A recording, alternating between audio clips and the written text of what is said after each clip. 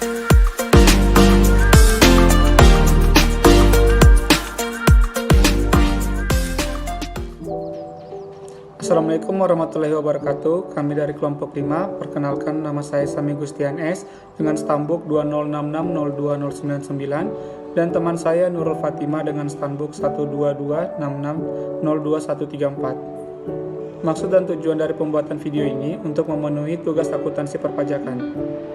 Untuk mengefisienkan waktu, langsung saja kita masuk ke judul materi, yaitu piutang. Definisi piutang. Piutang atau account receivable ialah hak perusahaan kepada pihak lain yang akan diterima dalam bentuk kas. Piutang biasanya digolongkan ke dalam kelompok piutang usaha dan piutang di luar usaha. Agar dari pembukuan piutang dapat diperoleh keadaan mengenai saldo piutang, maka rekening piutang khususnya untuk keperluan fisikal harus dapat memberikan keterangan data sebagai berikut. Yang pertama, nama dan alamat lengkap debitur. Yang kedua, jumlah piutang kepada masing-masing debitur. Yang ketiga, saat timbul maupun berkurangnya piutang. Yang keempat, jenis piutang, misalnya piutang usaha, piutang kepada pegawai, piutang kepada pemegang saham, dan piutang bunga. Yang kelima, hak penerima bunga. Yang keenam, tanggal jatuh tempo piutang. Yang ketujuh, jumlah piutang yang dapat dihapuskan. Dan yang terakhir, keterangan lainnya yang berkaitan dengan piutang. Piutang usaha. Piutang usaha terjadi akibat transaksi penjualan barang atau penyerahan jasa untuk kegiatan usaha normal perusahaan. Piutang usaha terjadi karena penjualan barang atau penyerahan jasa secara kredit. Piutang dapat dicatat jika barang telah diserahkan dalam usaha pelayanan jasa. Piutang dicatat pada saat pelayanan jasa dilaksanakan.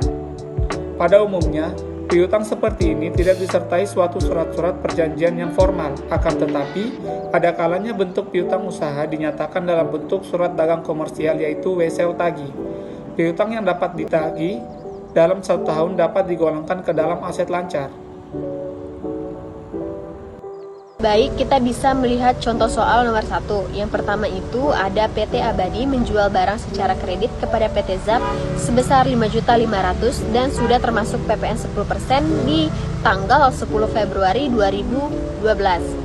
PT Abadi pun telah dikukuhkan sebagai PKP pada tanggal 15 Maret 2006. Sistem pencatatan persediaan yang digunakan oleh PT Abadi adalah sistem perpetual, di mana HPP-nya atau harga pokok penjualannya sebesar 3.500.000. Di bawah ini ada jurnal untuk transaksi tersebut. Pada tanggal 10 Februari 2012, piutang usaha sebesar 5.500.000. Pajak keluarannya sebesar 500.000, penjualannya sebesar 5 juta. Untuk HPP atau harga pokok penjualannya itu 3.500.000 dan persediaannya sebesar 3.500.000. Dan apabila sistem pencatatan persediaannya dalam bentuk sistem periodik, maka jurnalnya seperti tabel di bawah ini, yaitu pada tanggal 10 Februari 2012, piutang usahanya sebesar 5.500.000, pajak keluarannya sebesar 500.000, dan untuk penjualannya sebesar 5 juta. Nilai HPP dapat diketahui dengan perhitungan laporan HPP.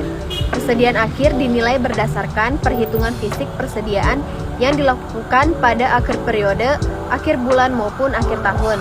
Apabila belum dikukuhkan sebagai PKP, maka PT Abadi tidak boleh melakukan pemungutan PPN dengan membuat faktur pajak. Baik, di bawah ini ada jurnal dengan sistem perpetual sebagai berikut. Pada tanggal 10 Februari, piutang usaha sebesar 5.500.000, penjualan sebesar 5 juta, harga pokok penjualan atau HPP sebesar 3.500.000 dan persediaan sebesar 3.500.000. Untuk wajib pajak yang belum dikukuhkan sebagai PKP, pajak masukan tetap dikenakan, akan tetapi tidak dapat dikreditkan, sehingga pajak masukannya tidak dibukukan sebagai pajak masukan, melainkan dibukukan sebagai harga perolehan barang yang dibeli.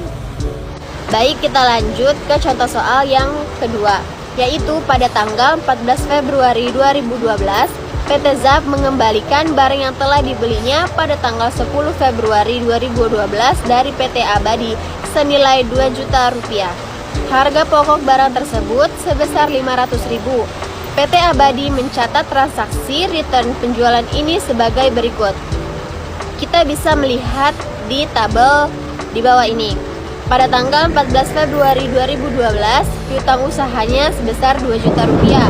Pajak keluarannya sebesar 200.000, piutang usahanya sebesar 2.200.000. Harga pokok penjualan atau HPP-nya sebesar 500.000 dan persediaannya sebesar 500.000. Apabila menggunakan sistem periodik, maka jurnal yang dibuat adalah sebagai berikut. Pada tanggal 14 Februari 2012, return penjualannya sebesar 2 juta rupiah, PPN keluaran sebesar 200.000, dan piutang usahanya sebesar 2.200.000. Baik, untuk contoh soal nomor 3, yaitu pada tanggal 26 Februari 2012, PT Abadi menghapuskan piutang usaha terhadap salah satu debiturnya, dikarenakan PT Bola mengalami pailit. Adapun syarat-syarat penghapusan piutang yang tidak dapat ditagih telah memenuhi ketentuan perpajakan. Piutang yang dihapuskan tersebut sebesar 1 juta rupiah, dan jurnal transaksi tersebut ada di tabel di bawah ini. Apabila menggunakan direct written off metode, yaitu sebagai berikut.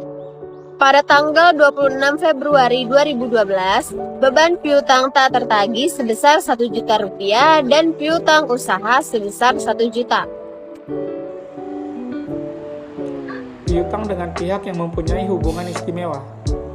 Piutang dalam hubungan istimewa merupakan saldo tagihan dari transaksi dilakukan dengan pihak di mana perusahaan mempunyai hubungan istimewa.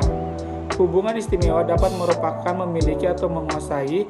Piutang dalam hubungan istimewa dapat timbul karena terjadinya transaksi seperti penjualan atau pengalihan barang atau jasa sewa, penjaminan, dan penyelesaian oleh perusahaan atas nama pihak yang mempunyai hubungan istimewa.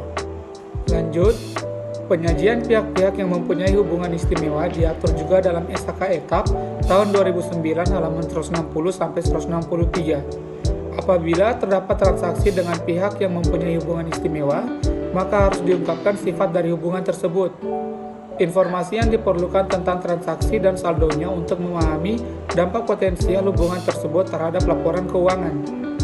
Pengungkapan tersebut harus meliputi yang pertama, jumlah transaksi, jumlah saldo, penyisian kerugian piutang, dan beban yang diakui dalam periode. Menurut Undang-Undang PPH Nomor 36 Tahun 2008 Pasal 18 Ayat 4, hubungan istimewa terjadi apabila yang pertama, kepemilikan atau penyertaan modal, yang kedua, adanya penguasaan melalui manajemen dan penggunaan teknologi, yang ketiga, adanya hubungan keluarga. Nilai piutang dalam neraca. Biasanya, nilai piutang yang tercantum dalam neraca ialah nilai piutang neto. Pengertian piutang neto yang harus dicantumkan pada neraca fiskal dan komersial tidaklah sama. Saldo piutang neto pada neraca fiskal selain usaha yang pertama, bank dan badan usaha lain yang menyalurkan kredit sewa guna usaha dengan hak opsi, perusahaan pembiayaan konsumen dan perusahaan ajang piutang. Yang kedua, usaha asuransi termasuk badan penyelenggaraan jaminan sosial. Yang ketiga, lembaga penjamin simpanan. Yang keempat, usaha pertambangan. Yang kelima, usaha kehutanan. Dan yang terakhir, usaha pengolahan limbah industri. Kesimpulan dari materi yang telah kami sajikan, yaitu piutang usaha merupakan transaksi yang paling umum atas penjualan barang atau jasa secara kredit. Piutang dapat timbul karena adanya transaksi yang dilakukan oleh perusahaan terhadap calon pembeli. Sekian dari materi yang telah kami paparkan, kurang dan lebihnya mohon dimaafkan. Wabillahi taufiq wal hidayah. Wassalamualaikum warahmatullahi wabarakatuh.